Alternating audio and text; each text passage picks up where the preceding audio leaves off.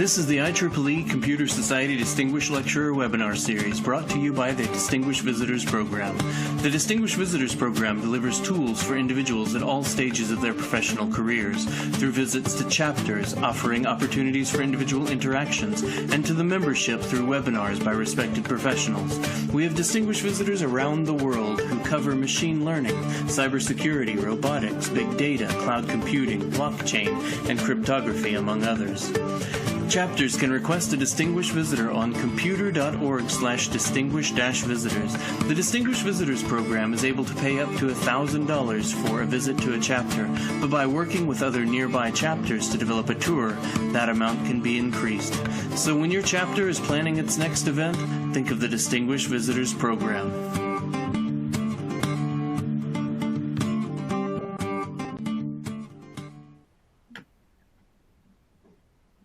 Welcome to our Distinguished Lecturer Webinar Series. My name is Nita Patel, member of the IEEE Computer Society Distinguished Visitors Program, which provides access to distinguished visitors to more than 500 professional and student chapters around the world. First, let's take care of a few housekeeping tasks. You can ask your questions in the Q&A panel. Dr. Caldwell will answer as many questions as he can following the presentation. When you are writing your questions, if it relates to a particular slide, please do your best to reference that slide. This webinar is being recorded and the slides and recording will be made available after the webinar. Today's discussion is using cyber-physical technology for speech-language therapy.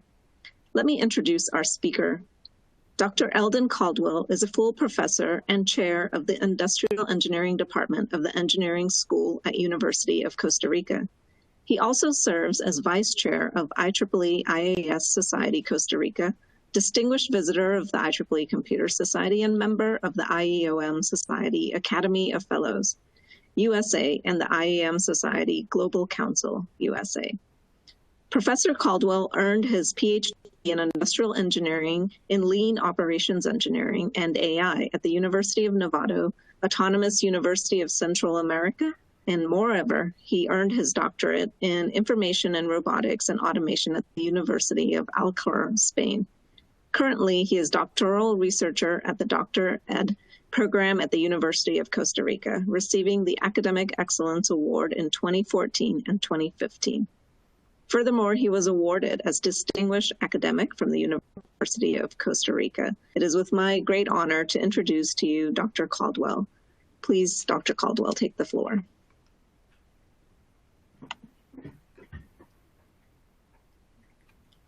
Hello. Good morning, everybody. I'm glad to share you with this topic, and I'm very honored by IEEE Computer Society in order to be here with you sharing this topic. We are talking about cyber-physical technologies and specifically in the application of speech-language therapy, but more of the concepts that I'm going to share with you are going to have more topics in different ways that you can use the cyber-physical technology. So let's get started. I'm going to put to the audience my presentation. Can you see it?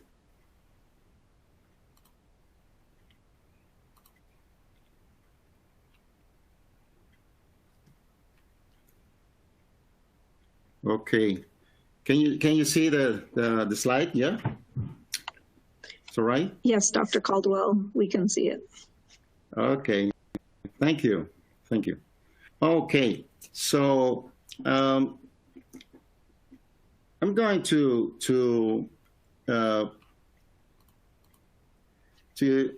cover this agenda. We have a limited time, but we're going to have some data and some facts about context and perspectives about cyber-physical systems and some theoretical concepts about robotics and in the context of cyber-physical systems.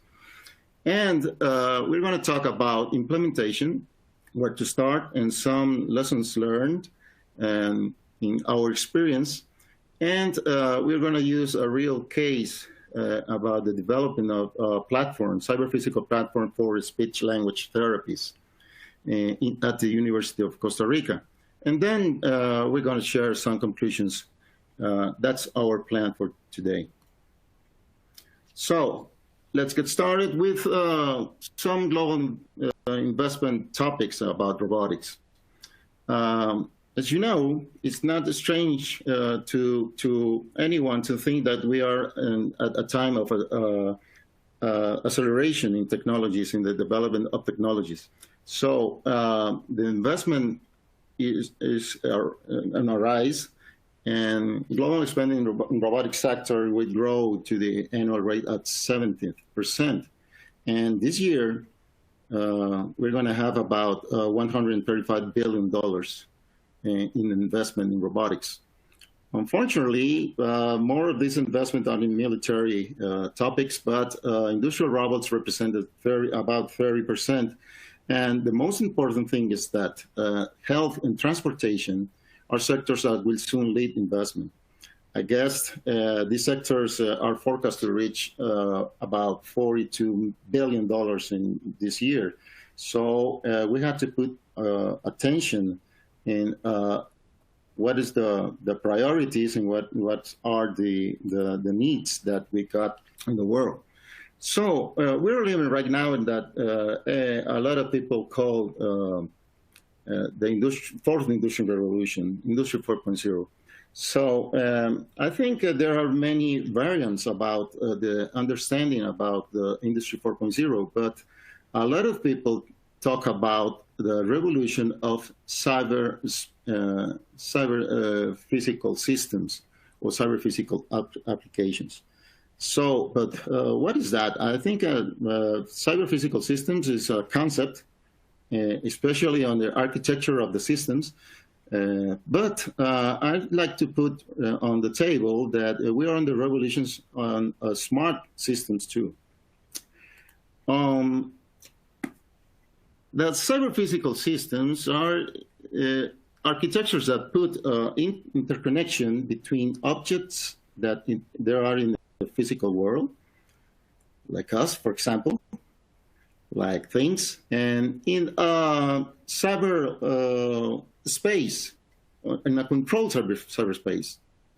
And we can put some sensors, actuators, and controllers in order to put our physical objects in a cyberspace with control algorithms and with some functionalities. I know, let me tell you that this thing is more complicated to say than to do it. But the main idea is that you can put some sensors, you can put some actuators, and make the interconnection with a platform that you can control. And if you have the physical object in the virtual world or in a cyberspace control system, and you can do some functionalities with that object in the physical world as you do it in the virtual world, then you can have a CP system or a cyber physical system. And if the objects have a behavior and have the objects have the same behavior and the same functions on the physical world than in the virtual world, then you can have a digital twin. And this is going to be a trend in the development of this kind of systems. But we have to work on three development lines. First is interconnectivity. We got to do the connection between objects and agents of the systems, and the trend is to work on multi-agents architectures. So you have to work in the interoperability of the agents and the components of the systems, just because you have to put it work on in the same way and in as a one whole systems. But if you have visibility functions, and if you have visibility with animation, with digitalization of the objects, and they can move in the virtual world as in the physical world, then you are work on visibility. And visibility is very important in order to improve the relationships with the objects with human beings. And it's a huge trend in order to have cyberphysical systems in a full way.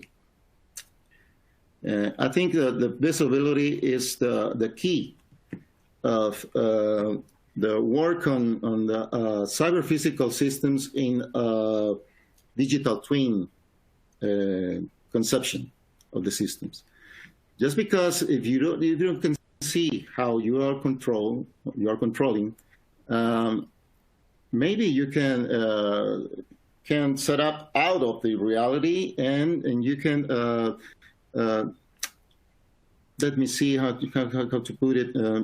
Maybe you can have some kind of inefficiency or inefficacy on the use of the systems. In my perspective, we got to analyze our context in the development of robotics applications. Okay, we got cyber-physical systems and we got robotics, but they are not the same. We got to put the robotics on the context of cyber-physical systems. But the first need that was a trend in robotics application was robotics focused on cost reduction, focus especially on automation without autonomous functions. So in the relationships between machines, I mean robots and human beings, what in the order of the use of the machine, and not only the automation. So the relationships, the human-robot interaction was without behavior, without sentiments, without other kind of elements of the relationship. Then we put attention on the collaborative robots that they call, or we call, cobots. And the cobots were designed in order to protect human beings, but in the same sense of robotics focus on cost reduction and production and productive applications. And we can see that for applications in order to assist human beings, in order to have others psycho-emotional functions, we got to put on the table what we call assistive robotics. And assistive robotics is not social robotics a concept. It's like direct contact of the robot with human beings with some kind of assistance. For example, for therapeutical purposes, or for elderly care and something like that.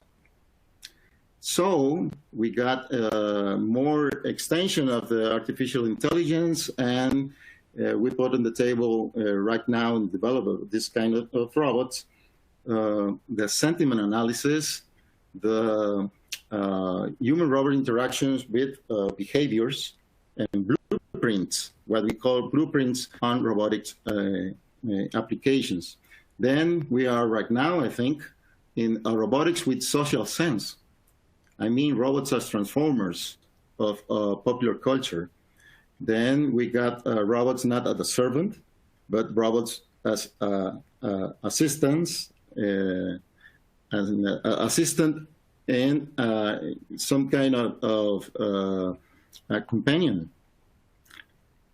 And this is very interesting, just because we're some researchers like Hiroshi Ishiguro in Japan are researching about how is the human being sense of relationships through robots or through robotics.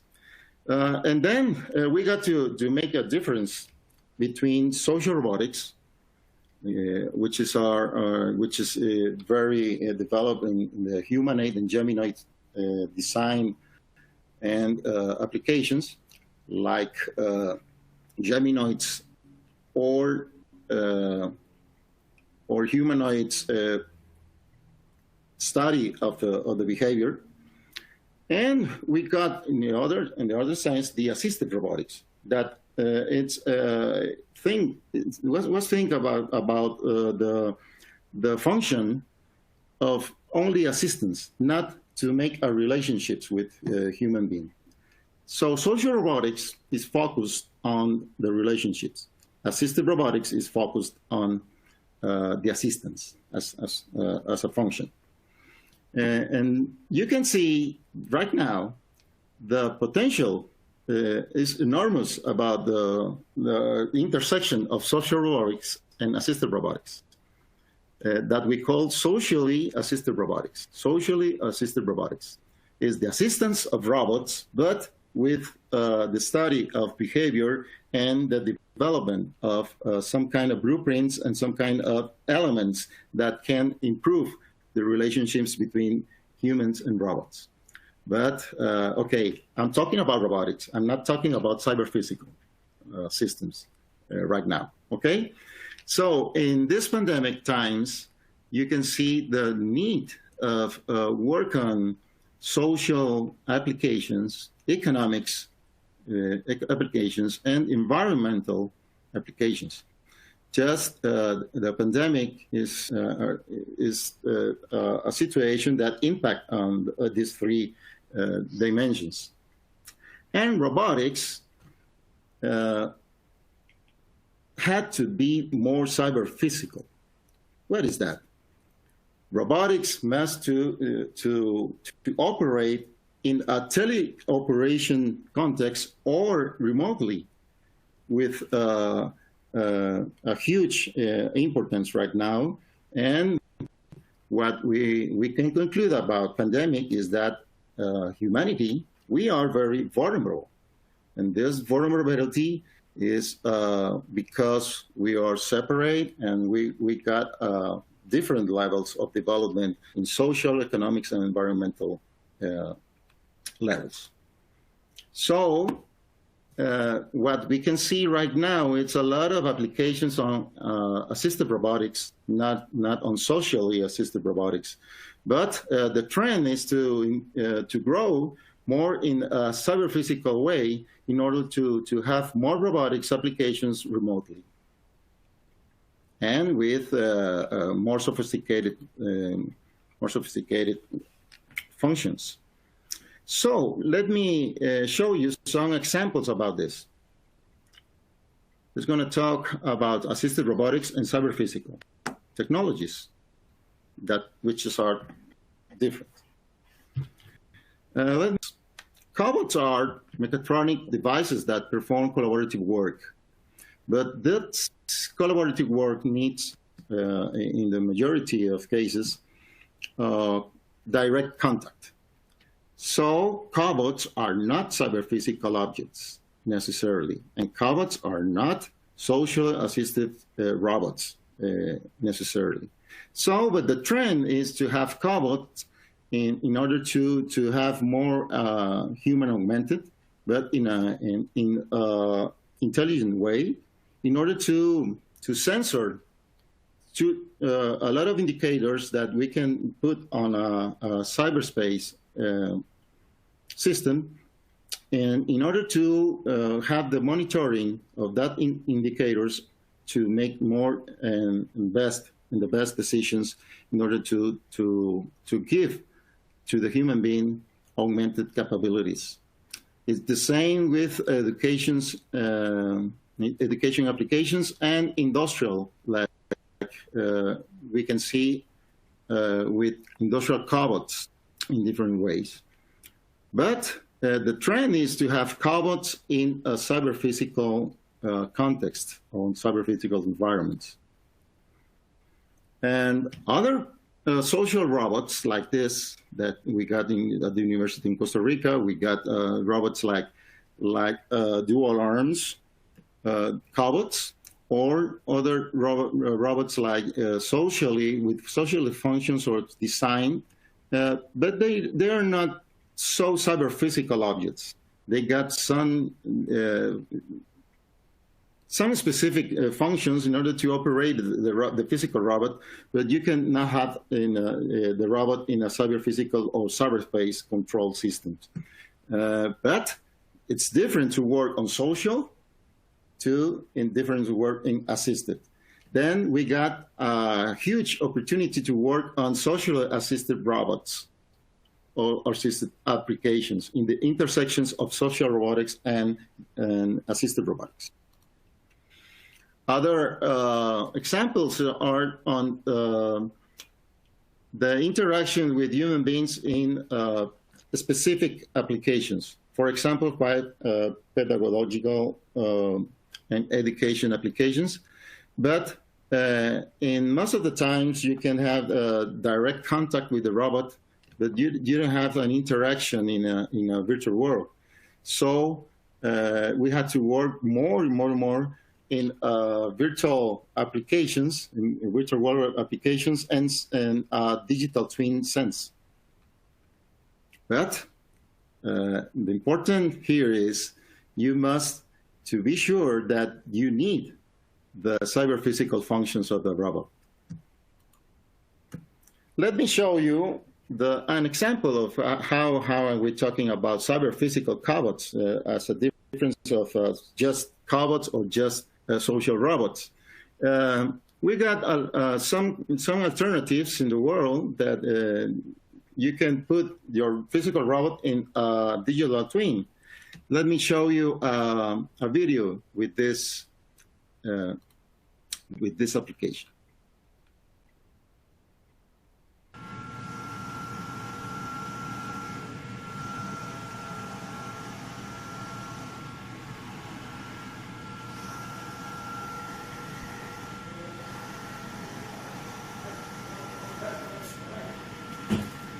This is a robotic arm with a digital twin, and we can control it remotely.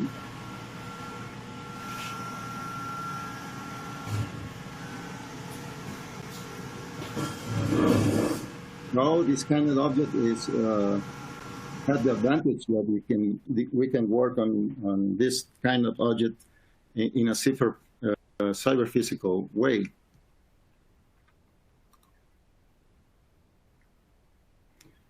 Let's talk about implementation then. We got social robotics, we got assisted robotics, we got cyber physical systems, and we got assistance applications or assistive applications. So how to put them together? Well, the first step is to identify the opportunities to apply all these ingredients of the platform. So I'm going to talk about our experience with a project, with one of our research projects that we put together the robots, the physical robots, into a cyber physical way and in a systems application. So the first step is to generating questions.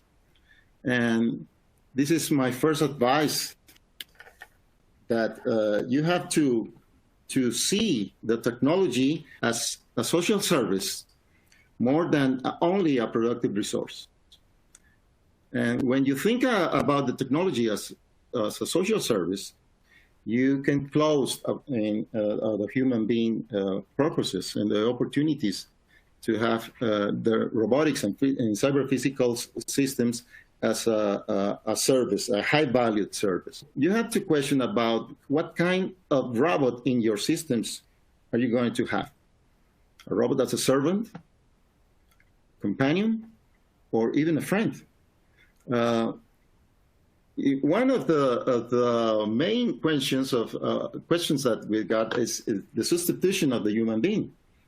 You can substitute in automation tasks, but when you talk about behavior, and when you talk about sentiment analysis, and when you talk about the relationships with a robot, it's an authority platform. Then you got the robot and the human being, and you have to establish a relationship. You cannot substitute any one of these elements of the systems.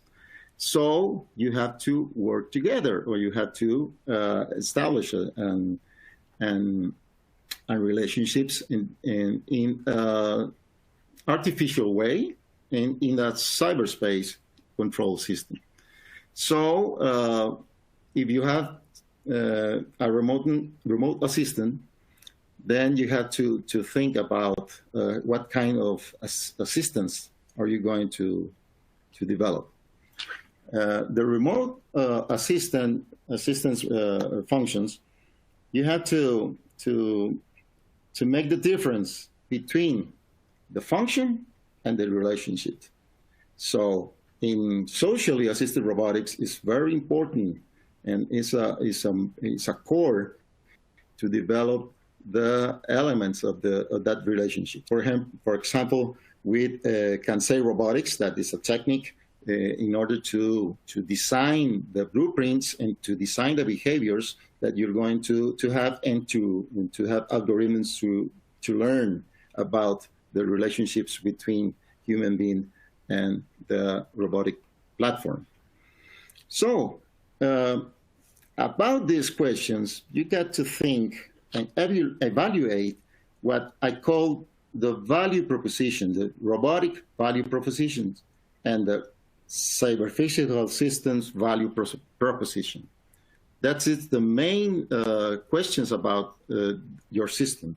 Not the technologies, not the components, not the artificial intelligence platform, but the value proposition of your platform.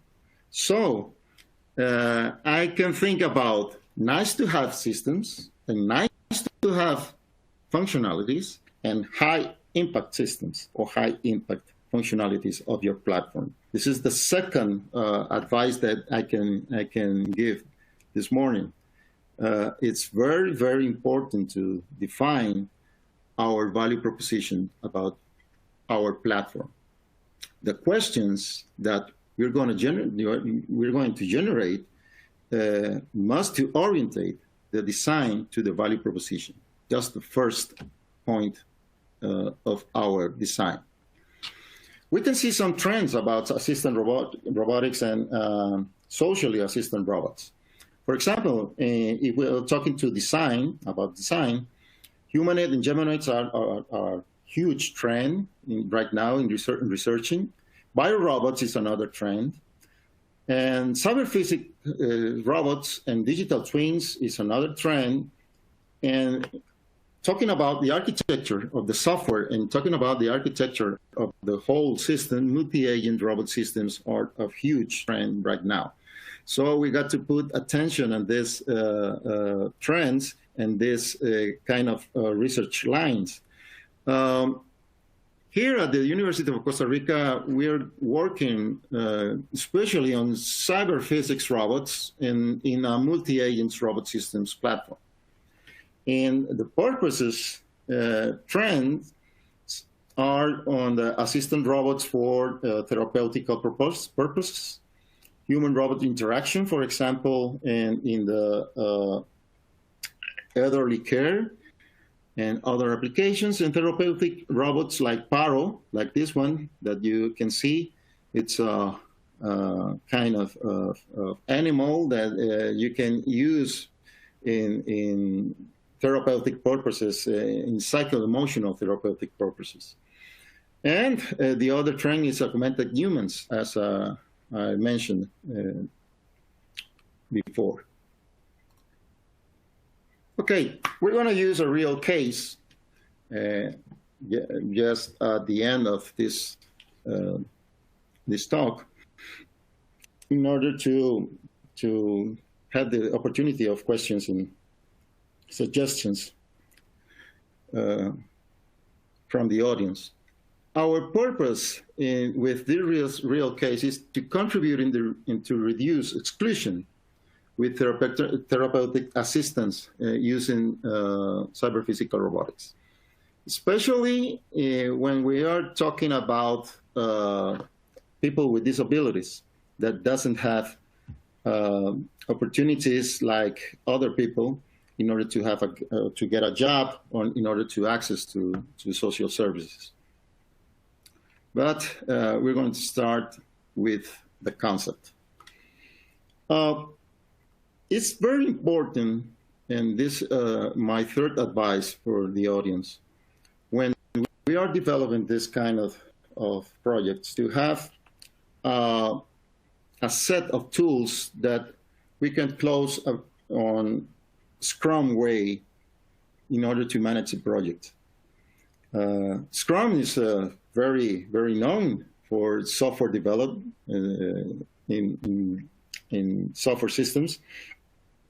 But in this kind of you can use something like Scrum in order to have flexibility, in order to have quick response to changes. Just because this kind of platforms and this kind of applications can change in a dynamically way. So the first step in the research approach was to identify scientifically reported applications where assisted robotics show positive impacts. So if you work on the Scrum, in the Scrum way, you can accelerate this part by implementing this simple strategy. You have to study how pertinent is the idea, how feasible, and what are the resources that you can reach for these ideas. If you applied a kind of a Scrum process with this first step, then you can go in a fast way, and you can go in a feasible way. You have to then go to the second step. That is theoretically explain how humanoid robotic technology and the use of simulation emulation of cyberphysical applications can be integrated to assist therapies. That was our second goal. The third one was to design the cyberphysical robotic platform to assist speech language therapy, just because we found some opportunities on that way, as are going to see in the next slide, and then make a process of validation of the platform. What opportunity fields that we found?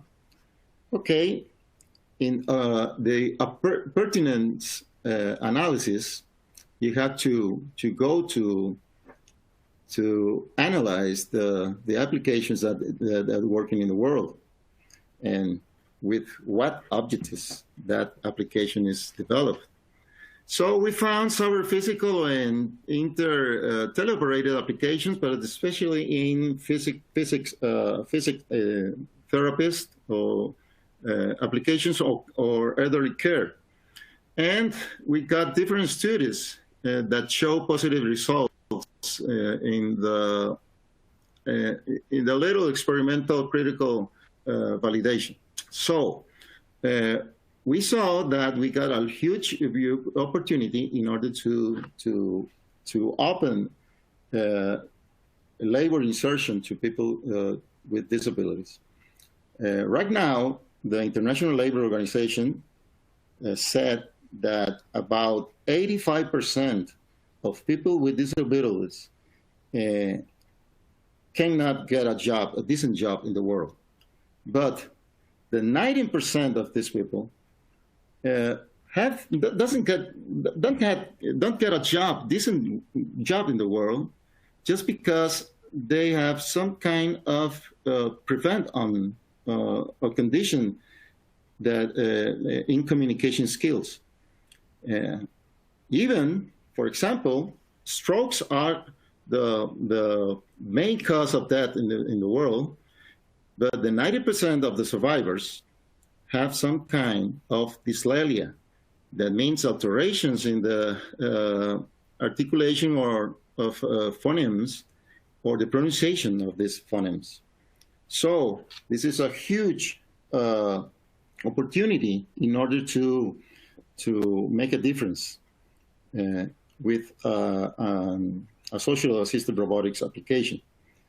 And if you put on the table that people who need some kind of therapeutic speech and language therapeutic treatment, they need sessions week by week with the pathologist, and they need about 20 sessions of therapy in order to see some kind of improvement.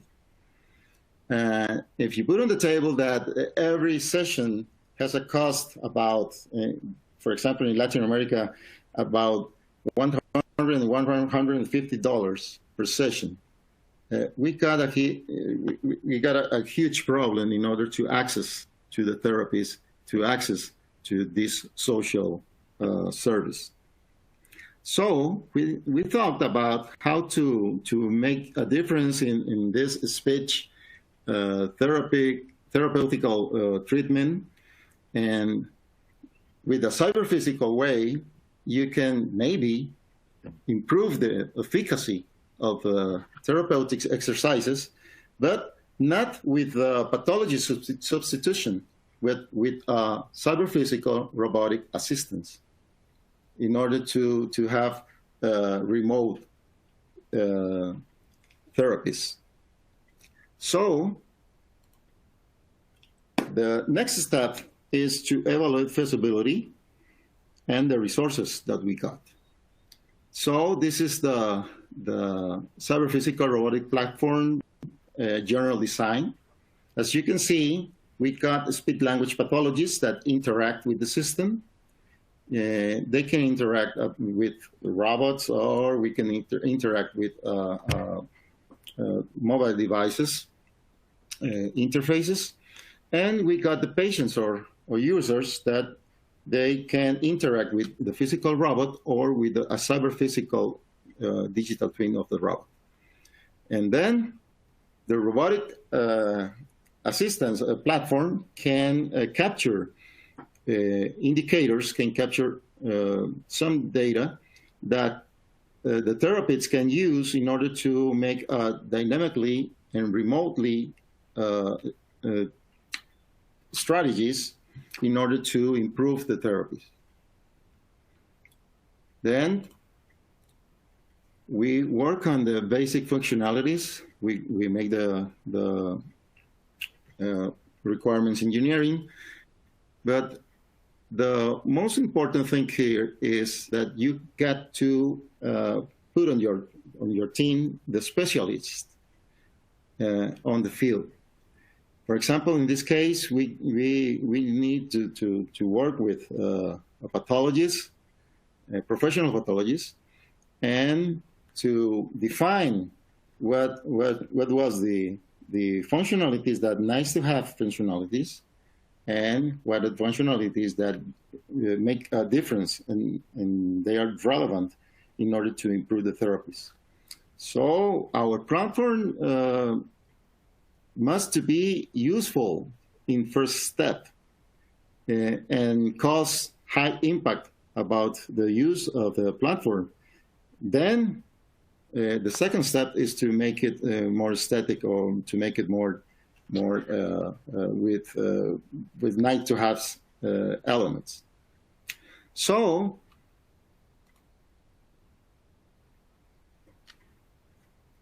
we put on the table the use cases. We're not going to see how to define these use cases, but the important thing is that the platform must be developed from the user's perspective as well as the pathologist's perspective. Just because they are users of the whole platform, but they got different needs, and they got different ways in order to interact with the platform, in order to interact and make relationships with the robot. So we thought about the blueprints of the robot in order to facilitate the relationships with the platform and the relationship with the physical robot. So we use kansei engineering. Kansei engineering is a toolbox in order to define blueprints of behavior and blueprints of movements and blueprints about sentiment analysis on the relationship. And the most important thing is that these assistants for the pathologist can give indicators as the time of the session of the user. We can get the effectiveness of the session in terms of the calculation of the number of words correctly pronounced divided by the total of the words tested, and indicators like that, in order to adjust the therapy remotely. And I mean, the speech pathologist must to supervise the whole exercise and the whole therapy, but remotely. This is our user interface. We work with designers in order to have this final version of the prototype of the interface, just because we wanted to make it simple and special for the persons with people with disabilities can use it by themselves. Okay, let's talk about some results. First one is that for the validation, we designed an experiment, a factorial experiment with 2 factors and 2 treatments. Factors was technology and exposure time to the therapy. What's the idea? To compare the traditional way, but with restricted time, 2 sessions per week. 2 sessions per week is a luxury as well, just because in average, people can pay only 1 session per week, but we work with 2 sessions per week on about 10 weeks. So we got 10 experiments, and we compared groups using the physical robot with the cyber-physical platform in a fixed time and in 2 sessions per week, with other groups working on only the app, only the cyber-physical platform, with flexible time in hours that the user wishes. Yes, all freely. Our objective was to identify statistical difference between groups of patients in the evolution therapeutic effectiveness over time for 4 groups of patients. And we use a group of control with 5 patients in order to compare the results with in a traditional way of the therapeutical strategy. Our findings was that the groups that use the robot and the app, the robot and the cyber-physical platform, increased their effectiveness over time about the week 5. From week 5, we can see huge difference about in the effectiveness using the robot and the platform freely, and using the robot and the platform with restricted time. In both cases, we can see differences between these groups. And with 95 confidence level and 5% of error, we can demonstrate that the platform can improve in about 5 or 6 weeks about 12% the effectiveness of on pronunciation of phonemes in a low severity level. That's because the exercise that we put on the therapeutic experiment was for not too complex and not too high severity level of dyslalia. For the group that use only the platform, the cyberphysical robot, we can see that the change is slow, but clearly you can have differences between groups. So this means that the platform can improve, but we got to study more about the interaction in the platform using the physical robot and using only the cyberphysical robot. So this finding can put us on more questions about this. Then with publications are very important, so we publish some results in international conference, and we have right now 2 papers on the way in order to I hope this year can be published, the results of this development of the platform and the results of the experimental validation. But let me tell you that the most important thing is positive change in people's lives, not the papers or not the numbers, but people. And let me show you some of the exercises and the interaction with the platform in real time. The platform was developed for the Spanish language, so the videos are in Spanish, but you can see the kind of interaction of the patients and the therapists. Note in these videos that people use by themselves the platform. So this is important thing for us in order not to need a specialized staff in order to operate the platform, but the users can operate it.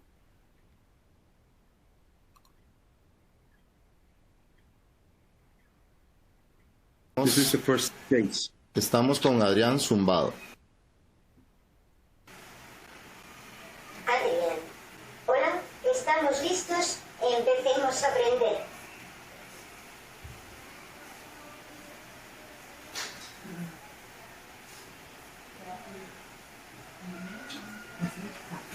Cacao.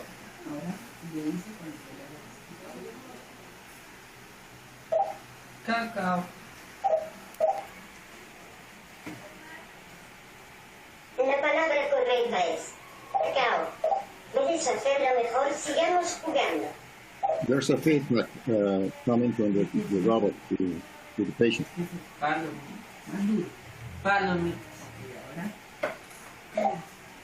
Palomitas. Excelente.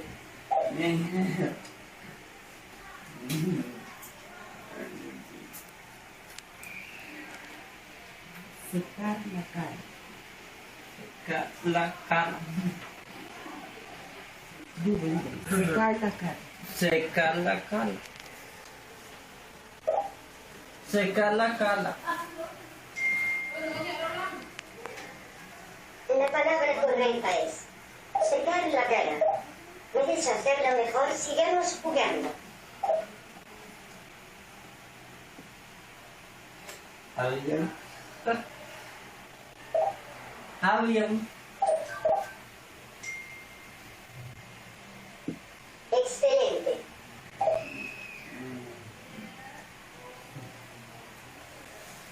Ciego. Ciego. Ciego.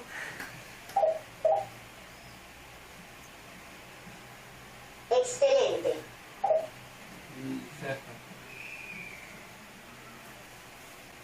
Débil. Débil. Débil.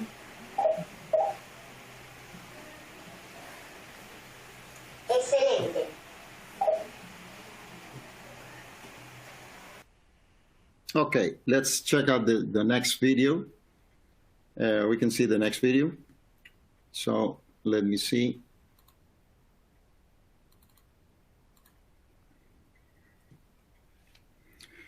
This is the interaction with the platform. Véame.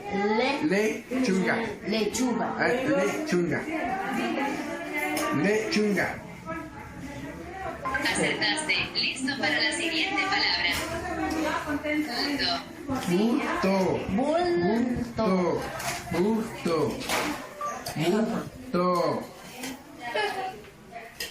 Puedes hacerlo mejor, inténtalo nuevamente. Bulto. Acertaste. Listo para la siguiente palabra.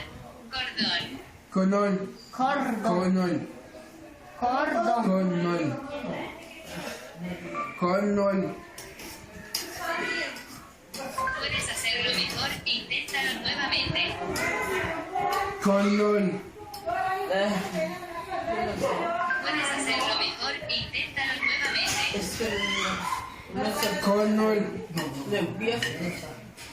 Puedes hacerlo mejor, listo para la siguiente palabra.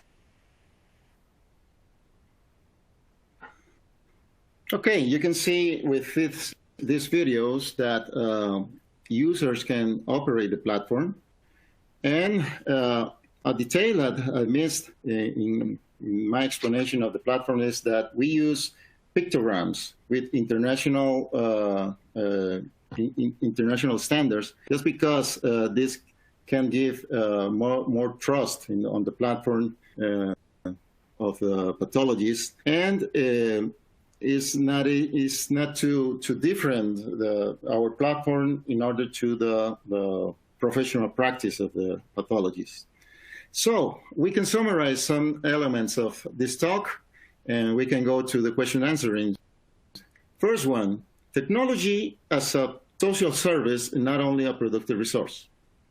Second one, evaluate the value proposition. It's very important to evaluate the value proposition, and to define which are the nice-to-have functionalities versus the high-impact functionalities. And the other one is to work with some kind of a Scrum strategy in order to develop the system. And I missed to mention that we got a simple strategy, and I want to share with you. First, to test, then to learn, and finally, to systematize. Work on systematization. Test, learn, and systematization. Test, learn, and systematization. That was the cycle of our Scrum style in order to manage the project. And the last one is to evaluate how pertinent, feasible, and which are the resources that we can reach for our development.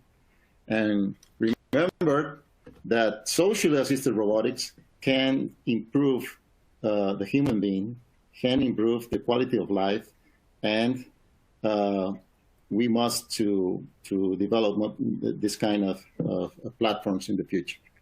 So thanks a lot for your attention. I hope this could add value for your research projects and ideas, and I'm open to questions from the audience. Thanks. Thank you, Dr. Caldwell. Great presentation. Appreciate the time. We probably have time for just a couple of questions, so let me start with the first one.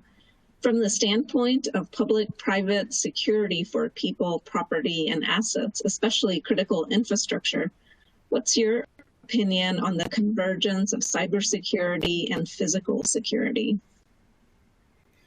Yeah, I think the cyber-physical systems can apply on cybersecurity, just because you can have some motors on the platforms to analyze in a forecasting way events. And you can use it in order to have physical objects like cameras, physical objects like people and something like that. And you can use the data in order to forecast the behavior and in order to prevent not desirable events. I think it's a huge, enormous opportunity on this field. Great, thank you very much. Another question is, how cost-effective is this robotic endeavor? How's the cost? How cost-effective? Yeah, I think the effective of the platform effectiveness. You mean effectiveness of the platform? The comparison of cost versus the technology. Okay, like, is it accessible? Yes. Our analysis makes that if you can compare the improvement about 5 weeks of use of the platform between the 20 weeks in the control group, in order to have some signs of improvement, you can make the therapy about 35% cheaper than the traditional way. But the most important thing is that you can extend the number of the users with one pathologist. For example, one pathologist can attend about 15 patients per week, but with the platforms, one pathologist can attend or can give the therapeutical treatment for 50 or 60 patients. So the platform is cheaper, and we can deploy the use and the access for this social service. Yes, that's great to be able to impact more. And the final question, just given the time that we have, did the patients relate more easily to the robots than to the humans? Oh, that's a very important question. I think we're working on socially assisted robotics just because our hypothesis was that we can improve the effectiveness of the therapy just to having an interaction with the robot more than human beings. That's because the robots don't judge you. The robots just assist you with any kind of gestural language, of any kind of pre-judgment about you. So people are very comfortable with the robot and can accept with in an easier way the pathologists too. Just because what we can saw with the experiment that when you change the pathologies with the people, you have to make some kind of weeks or time in order to adjust, in order to know each other. But with the robot, it was very quick. So I think the use of this kind of platforms definitely improve the relationships between pathologists and the relationship between patients, user, cyber-physical system. Great, thank you very much. Thanks again, Dr. Eldon Caldwell, for joining us, and I'd like to thank everybody else for attending. Our next Distinguished Lecture webinar series will be on May 13th at 11 a.m. Eastern Time on the topic of an agent-based model to examine the impact of malaria vector control interventions, and it will be presented by M. Sohail Rahman, Professor of the Department of Computer Science and Engineering at Bangladesh University of Engineering and Technology. In addition, visit our Standards Activities Board series, where we have IEEE Standard 1838 3DIC test infrastructure for use today on April 20th, and our Build Your Career series. We have 10 career mistakes to avoid and how to fix them on April 29th. Thank you for joining today. Registration is now open for these other series, and we will be sending you a link to the future events along with the slides and the recording of the webinar today. Take care. Bye-bye.